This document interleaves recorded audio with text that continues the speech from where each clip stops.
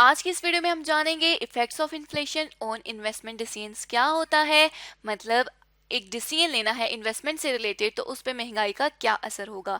सबसे पहले चलिए बात करते हैं इन्फ्लेशन की कि इन्फ्लेशन क्या है। इन्फ्लेशन मुस्तकिल रहने वाला एक रुझान है कीमतों के बढ़ने का एक साल से दूसरे साल पे।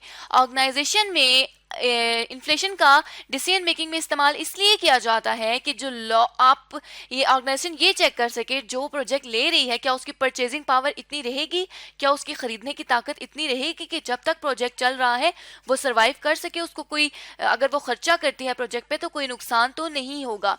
उसके अलावा ऑर्गेनाइजेशन इन्फ्लेशन का यूज क्यों डिसीजन मेकिंग में करती है, इसलिए ताकि ऑर्गेनाइजेशन ये पता लगा सके या बिजनेस में ये पता चल सके कि कितना रिटर्न वो प्रोजेक्ट वो इन्वेस्टमेंट या प्रोजेक्ट कमा के देगा, कितना रिटर्न ऑर्गेनाइजेशन या प्रोजेक्ट को कमा के देना चाहिए कंपनी के स्टैंडर्ड ऑफ लिविंग को मेंटेन रखने के लिए, मतलब कंपनी जो है वो सरवाइव कर सके।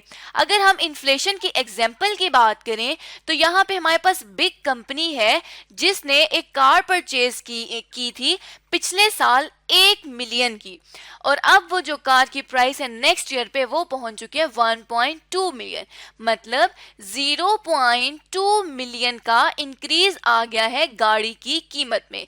ये जो इंक्रीज आया है ये महंगाई की वजह से आया है, इन्फ्लेशन की वजह से आया है। इन्फ्लेशन कीमतों में इजाफा करने का एक ट्रेंड है, उसे हम इन्फ्लेशन कहते हैं। इसी तरह बिग कंपनी का कुछ डेटा हमारे पास अवेलेबल है। जो डेटा है उसके पास एक प्रोजेक्ट है जो 3 साल का है। ईयर 0 पे उसने पैसे लगाए, ईयर 1 पे उसको 70 रुपीज आए, ईयर 2 पे 80, ईयर 3 पे 40। तो ये इंक्रीमेंटल कैश फ्लोज है। इंक्रीमेंटल कैश फ्लोज हमने लास्ट वीडियो में देखा कि जितने भी हमारी प्रोजेक्ट्स है सिर्फ उसी प्रोजेक्ट से रिलेटेड आने वाले जो कैश फ्लोज होते हैं, कैश फ्लोज में जो इजाफा होता है उसे हम इंक्रीमेंटल कैश फ्लोज कहते हैं। और हम ये सपोज कर लेते हैं कि जो इन्फ्लेशन का रेट चल रहा है बिग कंपनी के लिए वो है 7%। अब देखते हैं कि ये जो 7% इन्फ्लेशन रेट है इसमें ऑर्गेनाइजेशन बिग लिमिटेड के लिए किस तरह से कैश फ्लो इन्फ्लेट करते हैं। हम ये सपोज इस वक्त कर रहे हैं कि ये जो हमारा इन्फ्लेशन का रेट है ये कांस्टेंट रहेगा 3 सालों पे। तो अब हम इसको किस तरह से अपने बिग कंपनी के लिए इन्फ्लेटेड कैश फ्लो फाइंड कर सकेंगे। यही इन्फ्लेटेड कैश फ्लोज आगे हमारे पास एनपीवी में भी यूज होंगे, आईआरआर में भी यूज होंगे। प्रोजेक्ट को अप्रेस करने के लिए जहां जहां कैश फ्लो की जरूरत पड़ेगी वहां इन्फ्लेशन को कॉर्पोरेट करके डिसीजन मेकिंग के लिए इस्तेमाल किया जाएगा। तो जिस तरह हमने अपने लास्ट वीडियोस में बात की थी कि फ्यूचर वैल्यू हमारे पास इक्वल्स होती है प्रेजेंट वैल्यू, जो आज वैल्यू चल रही है उसके 1 प्लस आर जो रेट ऑफ इंटरेस्ट है रेज टू पावर एन, मतलब नंबर ऑफ ईयर्स। इसी तरह इन्फ्लेशन के लिए भी हमारे पास जो फार्मूला है, इन्फ्लेशन के जो फैक्टर है वो भी यही है कि इन्फ्लेशन की जो अभी हमारे पास कैश फ्लो है, ये सी एफ हमने लिखा कैश फ्लो के लिए जो यहाँ पे 70, 80, 40 गिवन है, 1 प्लस आई हमने लिखा इन्फ्लेशन रेट के लिए, और रेज टू पावर एन लिखा नंबर ऑफ ईयर्स के लिए जिसके लिए हम इन्फ्लेशन को कैलकुलेट कर रहे हैं। अब इस फॉर्मूले के थ्रू हम अपने यहाँ पे एक इन्फ्लेटेड कैश फ्लोज को कैलकुलेट कर लेते हैं। यहाँ पे ईयर 1 में जिस तरह हम आज तक बात करते आए हैं कि फैक्टर अगर ईयर 0 पे है तो फैक्टर हमेशा 1 आएगा, लेकिन हम इस चीज को यहाँ पे एक दफा फिर से कर लेते हैं। तो यहाँ पे 1 प्लस 0.07 जो इन्फ्लेशन का रेट है रेज टू पावर एन, तो ये जो 7% है इसको हमने 7 डिवाइडेड बाय 100 करके 0.07 डेसिमल्स में हमने इसको लिख दिया। क्योंकि यहाँ पे n 0 के इक्वल है, मतलब नंबर ऑफ ईयर्स हमारे पास 0 है, तो हमने इसके पावर 0 लिख दी। तो ये हमारे पास आएगा 50, इन्फ्लेटेड कैश फ्लोज 50 ही आएगा।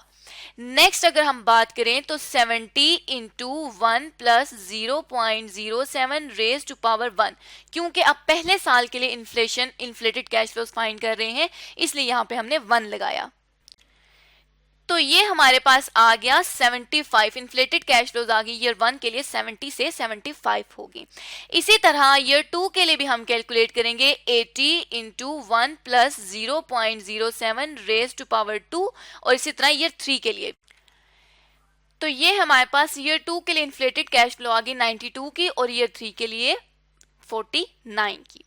अब ये तो था कि अगर इन्फ्लेशन रेट हर साल के लिए सेम हो तो किस तरह से कैश फ्लोज मूव करेंगे और यही कैश फ्लोज एनपीवी आईआरआर में हमारे डिसीजन को चेंज करेंगी। अब देखते हैं कि अगर कैश फ्लो का रेट, अगर इन्फ्लेशन का रेट जो है वो चेंज हो जाता है तो क्या असर डालेगी वो हमारी कैश फ्लोज पे और हमारी डिसीजन मेकिंग पे। लेट्स सपोज अब जो इन्फ्लेशन के रेट्स चेंज होकर हमारे पास आए हैं वो ये हैं कि ईयर 1 में 5% इन्फ्लेशन होगी, ईयर 2 में 7% और ईयर 3 में 8% इन्फ्लेशन का रेट होगा। अब हम इसको कैलकुलेट कर लेते हैं कि हमारे पास क्या इंक्रीमेंटल कैश फ्लोज आएंगी अगर रेट को हम चेंज कर देंगे। जिस तरह हमने अभी पहले किया था कि 50 के लिए हमारे पास इन्फ्लेशन यही थी, तो हम यहाँ पे 50 को भी इसी तरह ही लिख देंगे क्योंकि 50 ईयर 0 पे है, मतलब अभी की करंट सिचुएशंस के मुताबिक इसकी कीमत यही होनी चाहिए। ये कैश फ्लो सही है, रियल है। अब हम देखते हैं ईयर 1 के लिए किस तरह से कैश फ्लो निकलेगी। जिस तरह हमने यहाँ पे किया था 70 इंटू 1 प्लस 0.05, ये 0.05 ऐसे ही 5/100 करके हमारे पास आया रेज टू पावर 1। ऐसे ही ईयर 2 के लिए 80 क्योंकि कैश फ्लो है, 80 इंटू 1 प्लस 0.05 0.07 क्योंकि हमने बात की थी कि हमारा हर साल रेट चेंज होगा, तो रेट चेंज होके दूसरे साल पे बढ़ गया जो हो गया 7 रेज टू पावर 2। इसी तरह ईयर 3 के लिए भी 40 कैश फ्लोज है, 1 प्लस 0.08 क्योंकि 8% था तीसरे साल के लिए और ये रेज टू पावर 3। तो ये हमारे पास राउंड ऑफ करके ईयर 1 के लिए inflated cash flows with different rate आ गया 74, ईयर 2 के लिए 92, ईयर 3 के लिए 50। तो ये था हमारे पास inflated cash flows with same rate और यहाँ पे inflated cash flows with different rate. Different rate वाला ऑप्शन जो है, डिफरेंट रेट वाला केस, ये ज्यादा रियलिस्टिक है, ये मोर रियलिस्टिक है क्योंकि ऐसा नहीं होता कि हर साल इन्फ्लेशन रेट सेम रहे।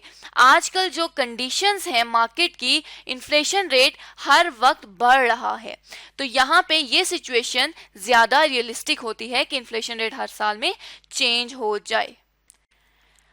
अब जब ये इन्फ्लेटेड कैश फ्लोज हमारे नेट प्रेजेंट वैल्यू जो हमने पिछली वीडियो में सीखा, आईआरआर जो हमने पिछली वीडियो में सीखा, उनमें जब हम ये यूज करेंगे अपने कैश फ्लोज तो हमारी डिसीजन मेकिंग डिफरेंट हो जाएगी। आने वाली वीडियोस में हम देखेंगे NPV with inflated cash flows. तो आज की इस वीडियो में हमने जाना इन्फ्लेशन का क्या असर होता है इन्वेस्टमेंट के डिसीजंस पे और इन्फ्लेटेड कैश फ्लोज को हम किस तरह से कैलकुलेट करते हैं।